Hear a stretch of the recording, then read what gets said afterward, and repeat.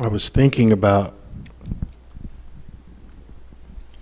some of the reasons that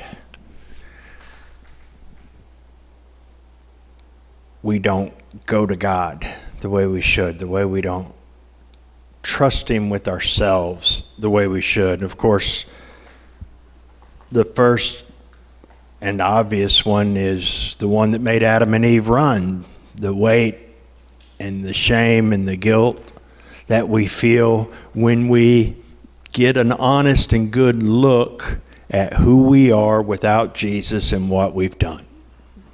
Because my sin makes me feel like I probably shouldn't even be around that person. I mean, I felt that way with people where, somebody wants to go do something or be seen in public with me or something, and you're kind of like, you know who I am, right? You sure you want to be seen with me? You sure you want people to know you're my friend?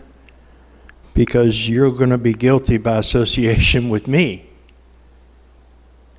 And of course, the answer to that for Jesus is, here's the cross. This is what I went through to pay for what you did to make it right so that you could come. If I'm willing to die to pay for and cover your sin, there's no reason not to come. But then there's the other side of sin. The other side of sin is that sin damages and destroys.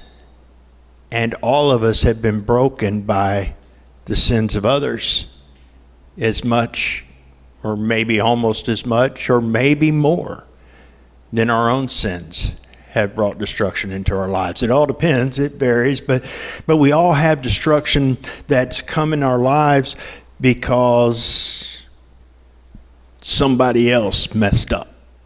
Somebody else made a mistake, or somebody else chose to do something wicked. And it's tempting sometimes to look back and go, well, God could have stopped that. He could have kept that from happening. He could have protected me. He should have. I love it when we start talking about what God should have done. He should not have let that happen. A good God would not let that happen if He had the power to stop it.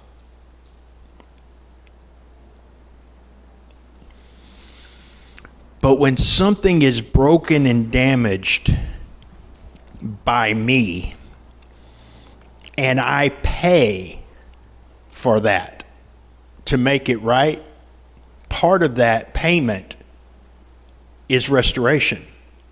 I mean, you may even have to go to jail for a little while and still have to pay restitution to make it right. It's not just punishment, it's also making it right. With true justice, there is punishment for the guilt and restitution for the victim. And the cross was perfect justice. And that means that when God wrapped Himself in flesh and put Himself on that cross, or allowed Himself to be put on that cross to pay for the sin that I did against myself and against all of y'all and so many others, that price also included, for everybody I've hurt, here is access to healing and restoration. That damage doesn't have to last because the resources are there to provide restoration and healing. That also means that part of the reason why the weight and punishment that Jesus went through was so great, why the cross was so excruciating, was it had to be bad enough to cover the sin that caused the absolute worst damage in my life, in your life. That horrible thing was covered by something more horrible. The horrible thing you did, paid for, and the restoration available to those you hurt. The horrible thing that happened to you, paid for, and restoration made available because of what Jesus did on that cross. That's why he is the center, because the cross is the central theme. It's what we all have available to not just cover us, but to provide for our restoration and our healing. Amazing grace, how sweet the sound that saved a wretch like me. Oh, wretch isn't a word we use much anymore. I sometimes equate it with roach, because it feels a little bit like that, right? When you feel like a wretch, you feel like you're some sort of creepy crawly thing that everybody wants to try to put on pony boots so they can get you even when you're in the corner.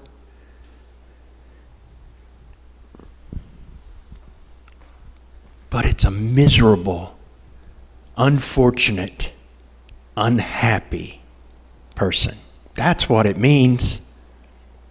Unhappy, unfortunate, miserable. And that is pretty much the vast majority of a life spent separated from God. Unfortunate, unhappy, and miserable. But grace came. Grace came so that we could be restored.